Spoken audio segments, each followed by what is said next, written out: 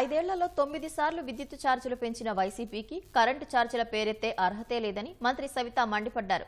అసెంబ్లీకి రాకుండా రోడ్డు మీద ధర్నాలు చేయడం ఏంటని ఆమె ఆగ్రహం వ్యక్తం చేశారు.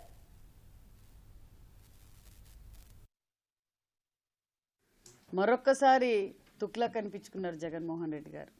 మరి కరెంటు ఛార్జీ విద్యుత్ ఛార్జీలు పెంచారు అన్నారు. విద్యుత్ ఛార్జీలు ఎవరు పెంచారో ప్రజలందరికీ తెలుసండి జగన్మోహన్ రెడ్డి గారు. ఎందుకంటే జనవరిలో మీరే ఎన్నికల తర్వాత సంతకాలు పెట్టి మీరే కరెంటు ఛార్జీలు పెంచమని చెప్పారు. మరి గత ప్రభుత్వంలో 9 సార్లు కరెంటు ఛార్జీలు పెంచిన విషయం ప్రజలందరికీ తెలుసు. 19లో మీరు చెప్పారు టీవీ ఆఫ్ చేయొద్దండి, లైట్లు ఆఫ్ చేయొద్దండి, ఫ్యాన్ ఆఫ్ చేయొద్దండి, నేను కరెంటు బిల్లులే పెంచనని చెప్పి జగన్మోహన్ రెడ్డి గారు సాక్షి ఛానల్లో ఓపెన్ చేస్తే చాలు ఇదే కనిపించేది. కరెంటు బిల్లులు పెంచరు జగన్మోహన్ రెడ్డి గారు ముఖ్యమంత్రి అవుతానన్నారు.